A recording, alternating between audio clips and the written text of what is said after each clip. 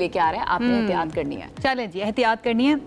اب ہو کیا رہا ہے کہ موسم تو اچھا ہے, بارشیں بھی ہو رہی ہیں, ہم پکوڑے بھی انجوائے کر رہے ہیں, اچھی چائے, باہر بھی جا رہے ہیں, لیکن اس کے ساتھ ساتھ کسی کو پیٹ میں درد ہو رہا ہے, کسی کو بخار ہو رہا ہے, کسی کو انفیکشن کی شکایت ہے, آفس سے چھٹیاں بھی ہو رہی ہیں. اب جب اسکول شروع ہو جائیں گے تو خدا نخواستہ اللہ نہ کرے اپنے بچوں کو آپ نے خیال رکھنا ہے کہ وہ ان کی بھی چھٹیاں نہ کروانی پڑے. اب اس کا ریزن کیا ہے اور یہ ساون کے مہینے کے ساتھ منسوب کیوں کر دیا جاتا ہے ان بیماریوں کا؟ ایسا کیا ہے ساون کے مہینے میں؟ ہمیں تو ساون کے گانے آتے تھے, ابھی ساون کی بیماریاں کون کون سی ہیں, اس پر بات کرنے کے لیے ہم نے آج دعوت دی ہے. ڈاکٹر دانیال وحید ہمارے ساتھ موجود ہیں جو کہ ایک میڈیکل اسپیشلسٹ ہیں, اسٹوڈیوز میں موجود ہیں, ان کی طرف چلتے ہیں. السلام علیکم ڈاکٹر صاحب, ہاؤ آر یو؟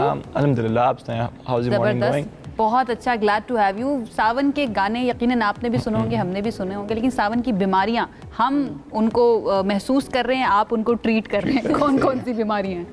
مونسون میں جہاں بارشیں ہیں, ہیٹ ویو, یہ سب کم ہو رہے ہیں, لیکن بیماریاں بہت زیادہ میں اضافہ ہو رہا ہے. I will categorize them into 3 main categories جو ہمارے پاس ہاسپٹلس میں آ رہی ہیں, کلینکس میں آ رہی ہیں. ایک وہ ہیں جو پانی کی وجہ سے ہو رہی ہیں, پانی میں مختلف مچھر وغیرہ ڈیولپ ہو رہے ہیں, پیدا ہوتے ہیں, تو ان سے وائرل انفیکشن اسپریڈ ہوتی ہیں, جس طرح ڈینگی ہو گیا, ملیریا ہو گیا. اسی طرح کچھ گندے پانی کی وجہ سے بیماریاں آ رہی ہیں, جس طرح ٹائیفائڈ ہو رہا ہے, گیسٹرو ہو رہا ہے, شعب چشم جس کو ہم کنجکٹیوائٹس کہہ رہے ہیں وہ ہوتا ہے. اسی طرح کیونکہ مونسون میں there is a lot of humidity, نمی بہت زیادہ ہوتی ہے, تو اس کی وجہ سے نا فنگل انفیکشنس ہو جاتے ہیں, بہت زیادہ اسکن ڈیزیزز, پنک آئی ہو رہی ہے. These are the major diseases جو اس موسم میں نا بہت پانی کی وجہ سے ہی, یہ گندے پانی اینڈ نمی کی وجہ سے ہوتا ہے. پانی تو عائشہ جس طرح بریک میں بھی بات کری تھی, پانی تو ہم وہی یوز کر رہے ہیں جو ہم پچھلے دنوں بھی یوز کر رہے تھے, پچھلے موسم میں بھی یوز کر رہے تھے, تو ابھی وہ کیوں اتنا ٹریگر کر رہا ہے؟ بیسکلی کیونکہ ہمارے ملک میں اور باقی جو جنوبی ایشیا ہے, اس میں there is a lot of contamination of water. جب بارشیں وغیرہ نہیں ہوتی تو کنٹیمنیشن تھوڑی سی کم ہوتی ہے.